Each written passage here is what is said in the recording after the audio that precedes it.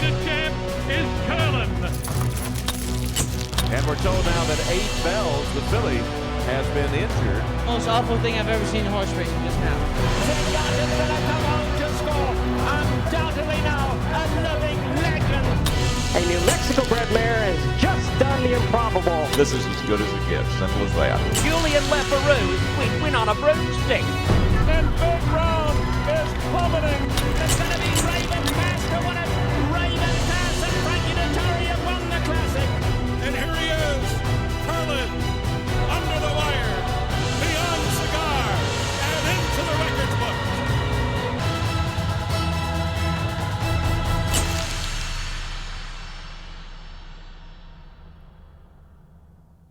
Welcome to a special edition of HRTV's Inside Information. I'm Jon White. During the next half hour, we'll take a look at some of the most significant moments of 2008, such as record-breaking achievements, the year's biggest unsolved mystery, an undefeated champion, and the tragic death of a rising star in the sport. 2008, a year that certainly exemplified the dramatic highs and lows that racing provides.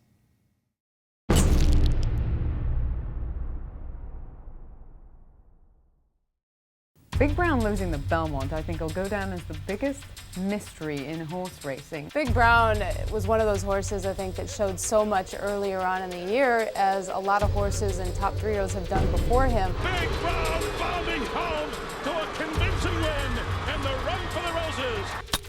You watch them in the Preakness, they still hadn't got to the bottom of it. Catastrophic looked in the rearview mirror, nobody was there.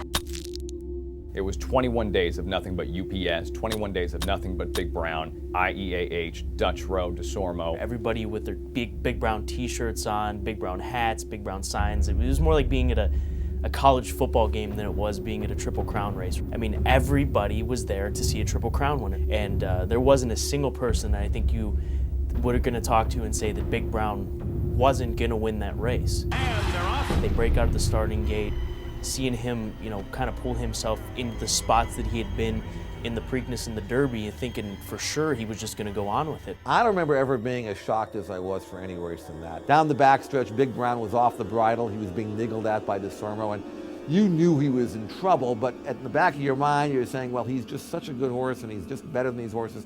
Somehow, some way, he's going to pull through. He starts to pull up midway around the far turn.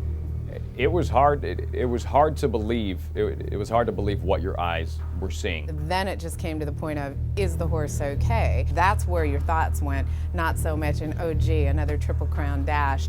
It's like, what happened? I mean, something had to have happened. At 38-1, it is the Tara. It was just like the air being let out of Belmont Park. It's hard to gauge what happened, whether it was the weather, bad trip, whether it was the mistraining, a quarter crack. I don't know what happened, but he didn't look good. There was a bullseye on this horse. Well, let's not kid ourselves. Everybody is looking to beat the Belmont horse that's going to possibly take the Triple Crown. I was thrilled to find out soon after that he was okay, but still flabbergasted, as everybody else was, that our best chance, arguably, to win a Triple Crown in the last 30 years goes up in smoke once again. What happened that day, really who knows?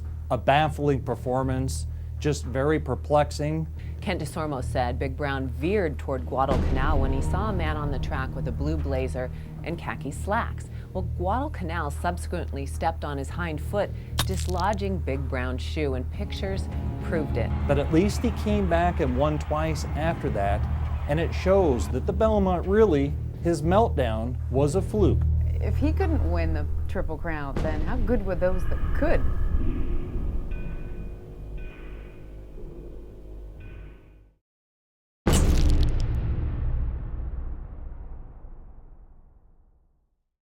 One of the wonderful things about horse racing is, yes, we have the Curlins and yes, we have the Zenyattas, but sometimes stars emerge at the smaller racetracks. And a New Mexican bred mare took the racing world by storm, Pepper's Pride. And she's run away from the record. Pepper's Pride wins the Sydney Valentini again. Any trainer will tell you to win 2 races back-to-back with the same horse is very difficult. To piece 3 races, 5 races, 12 races, 17 races together is an absolutely remarkable accomplishment. And she is scintillating.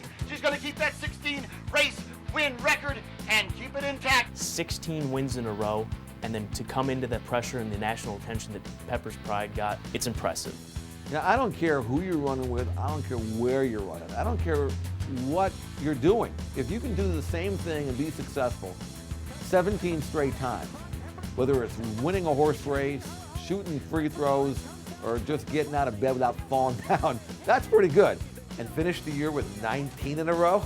Incredible. Sputnik of North American thoroughbred racing, Pepper's Pride keeps on winning. It's perfection. She's going to go into another dimension. To consistently keep a horse going for that many races in a row and win that many races in a row is a feat that it will be a while before we see somebody else do that. This will be number 19, the world record holder of the biggest streak in history.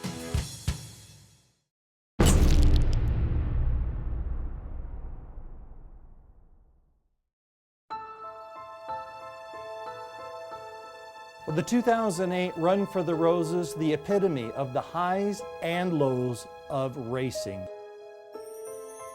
I think if you love horses, when a tragedy like that happens, it literally rips you inside in your stomach.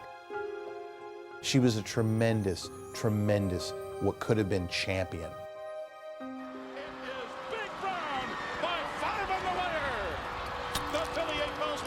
Seeing Big Brown cross the finish line so far in front of the rest of the field, and then realizing who it was who finished second. And we're told now that 8 Bells, the filly, has been injured. I mean, she ran so well. She was the second best horse, the second best 3-year-old in this Kentucky Derby. She absolutely belonged in the race. As much as the fans were hurting, nobody was hurting as much as Larry Jones and everybody who surrounded 8 Bells on a daily basis. It makes you a little sour towards the people that pointed fingers at Larry.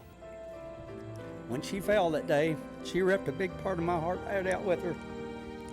But I'm so glad that she has found her resting place here in this fabulous garden here at Churchill Downs. And 8 Bells, dear, rest in peace. I think we have to, as broadcasters, use this tragedy to try harder to educate the public that these are athletes. Injuries are sustained in any form of sport.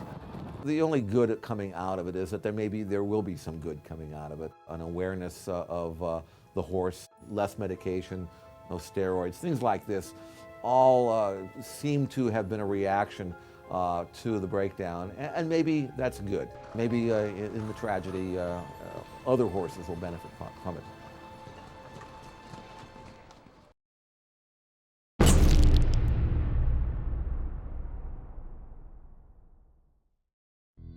Just the end of an era. He was the pinnacle of stallions in North America. He was the highest priced stallion at $500,000 for the longest time. He drew the most attention at sales. He had the best young horses to race.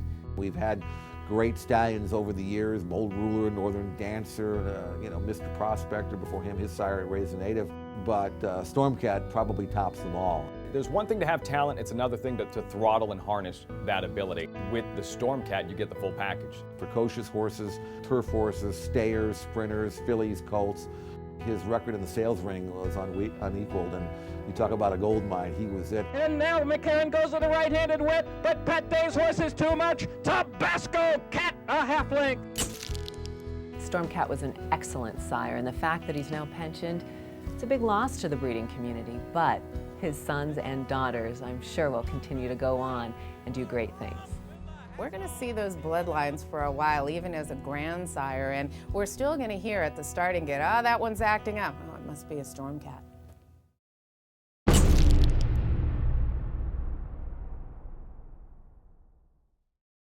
Well, I think the year of racing, we've had some tragedies, and I think it was imperative that the Breeders' Cup was really a good day of racing. And not only was it good, it was great.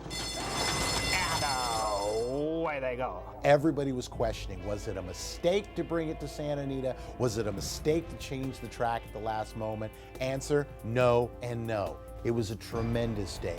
The mountains, the atmosphere, the horsemen that have come through here. You think about Bill Shoemaker and Charles Whittingham, who have been a huge part of this racetrack, and for the Breeders' Cup to choose Santa Anita as their 25th anniversary spot was ideal. I thought it was the best Breeders' Cup we ever had, and one of the reasons I thought was because of the synthetic track was fair, it was safe, and it brought the best of Europe over here to compete. I've always been a huge fan of the Euro shipping to the States for the Breeders' Cup races. I think they've sent many a horse that has been competitive in the Classic. For one reason or another, it has not played out for them. It's very hot here. Of course, that time of year, it can be upwards of 100 degrees. In Europe, during Breeders' Cup, it's more like 40 degrees, so that's a pretty dramatic shock for those horses. But this year, with the synthetic surfaces, we attracted a lot of the European runners. And you say to yourself, well, okay, it was synthetic. All right, well, I guess turf horses are going to be an advantage. Guess what, folks? That means that we're going to have bigger fields. Bigger fields, bigger audience. More money, more interest. Eagle Mountain and Conduit, but Conduit has the staying power, and Conduit, perfectly ridden by Ryan Moore, has won it. Conduit. A breakthrough for the Europeans. On Breeders' Cup Saturday, they won 5 of the 9 Breeders' Cup races. They all stood up and showed up, bringing their races to the track, be it on the main or the turf, in the 2008 Breeders' Cup, and what a classic it was. Along the inside, Henry the Navigator's coming home gamely as well, but it's going to be Raven's Pass to win it. Raven's Pass and Frankie Dettori have won the Classic. John Gosden, what a story there. Here is a trainer who trained in Southern California in the 1980s until returning to England in 1988, and 20 years after returning to England, he comes back to Southern California, a homecoming, to win 2 Breeders' Cup races, one with Donativum, the other with Raven's Pass, in the big one, the Breeders' Cup Classic. As much of a Curlin fan as I am, to see him get beat, it pained me a little bit. But Raven's Pass was as impressive as they come in the Classic. When we return, a look back at how Curlin passed Cigar, becoming North America's richest racehorse.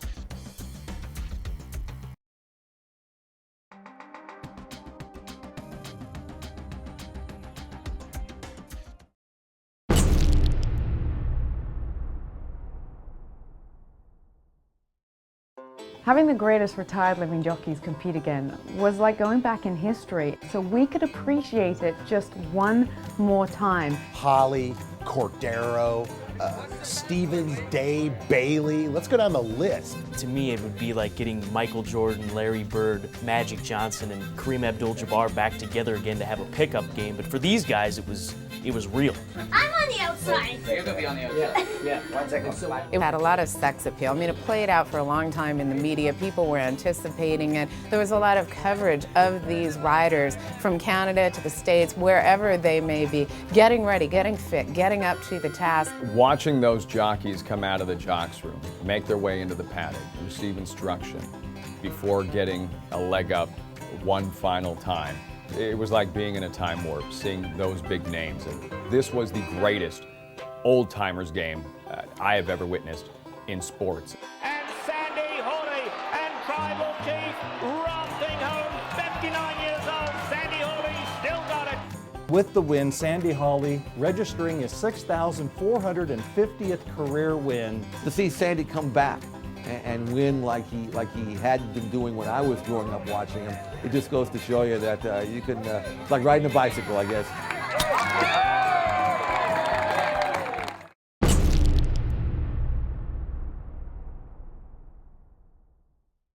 If you were to look up in the dictionary and find the word racehorse, next to it should be written Midnight Luke. Midnight Luke coming like an express train. He was so game in his races.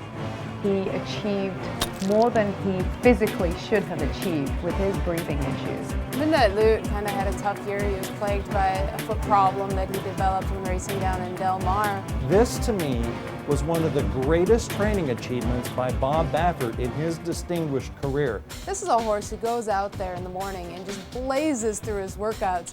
And a lot of horses will do that in the morning. That's why they call them morning glories. and not show it in the afternoon, but I think Midnight Loot is a big exception to that. He'd had only one 2008 start going into the Breeders' Cup Sprint. I talked to Bob Baffert before the race, and he said to me, Midnight Loot's going to win and he's going to break the track record. I said, well, just win. I think when we look at the 2008 Breeders' Cup as a whole, Midnight Loot might be the one race or the one horse that kind of gets overlooked with Zenyatta and the Europeans and what Garrett Gomez did and Curlin getting beat. Midnight Loot just plain got too much class. There was nothing like Midnight Loot when he extended his stride about the 8th pole. He was already all out, it seemed, but yet he was able to take it to another level, and that's when you get chills in this game.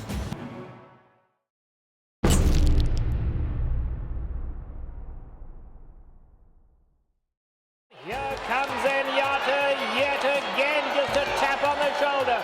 Ears pricked, she's just looking at the other three and striding away effortlessly.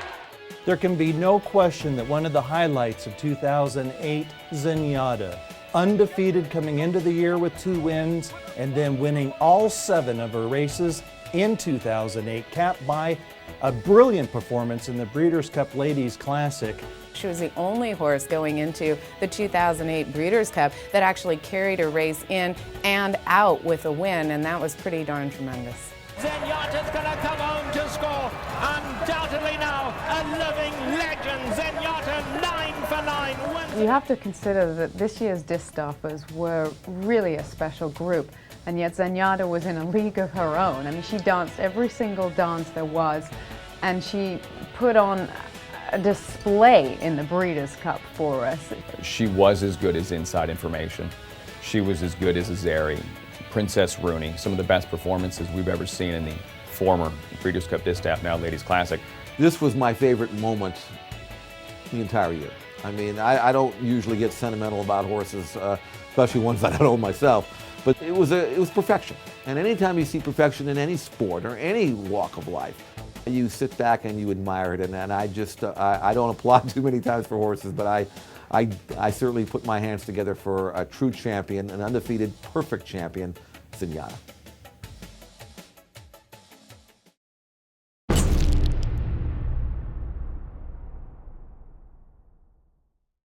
There are many different ways to gauge a horse's greatness, and as superficial as it sounds, one of them is money earned.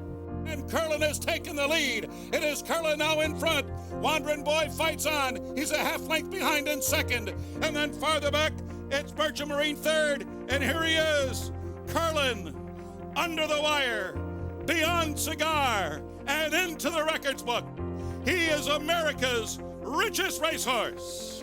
It's really quite an accomplishment because that's a prestigious race, and to win it in back-to-back years, really a tribute to Curlin. Curlin was a horse that really didn't have to run as an older horse. I mean, he was already Horse of the Year and Breeders' Cup Classic winner as a 3-year-old, and he could have been retired, and no one would have blamed the owner or the trainer, Steve Asmus and Jess Jackson, for doing that. So for this horse to come back and earn the goal that they obviously set for him, I think it was fitting. You've got to have the right kind of horse to do this. You have to have a horse that's sound, can run frequently, a horse that can travel for the big bucks, and then a horse that compete at the top level. I mean, he ran in 12 grade 1s of his last 13 starts. And Curlin has taken the lead, and Curlin is pulling away, and Curlin here at Saratoga, the #1 horse in the world, remains that way today. How red Grange of this horse? Doesn't matter. It's raining, he's fine. Sunny, he's fine. Snow, wind, who cares? This horse I thought was one of the most workmanlike performers. And when I say that, I mean it in a good way. This horse did whatever he needed to do to win. And when you consider what Curlin did during the course of only the 16 career starts, and I'm sure that record too at some point will fall. But I think it's safe to assume that whoever is the next horse to break that mark, it's going to take more than 16 lifetime starts. The Iron Man Award goes to Curlin for 2008.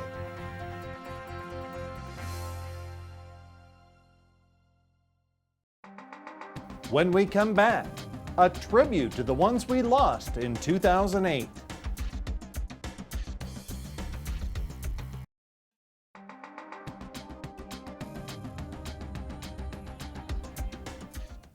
Welcome back. Although 2008 was a year with a number of significant moments, it was also a year when we said goodbye to many dear friends. Let's take a moment to remember some of those we lost in 2008.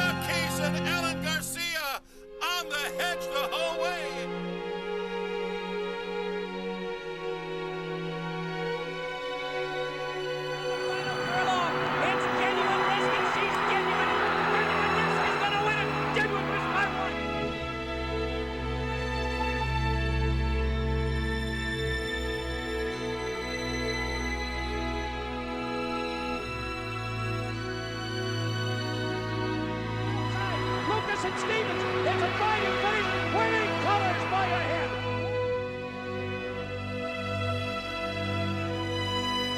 Great to me, desperately trying to hold, and Miss Aludge pulls off another shocker here.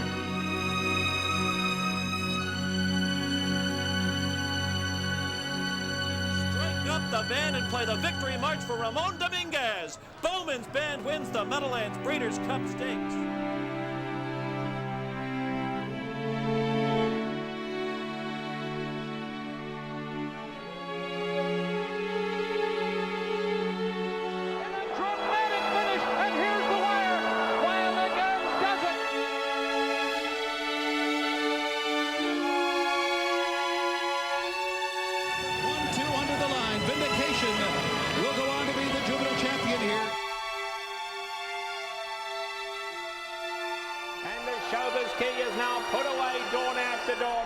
Here on in, it's just a matter of how far. A very classy Neshoba's Key.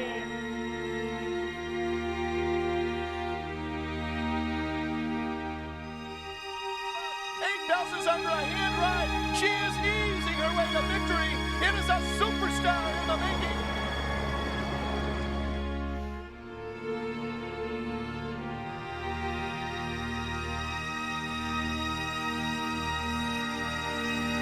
Inside 8 bells, but Big Brown is a superstar. He'll win the Kentucky Derby. Big Brown wins by 5. 8 bells ran second.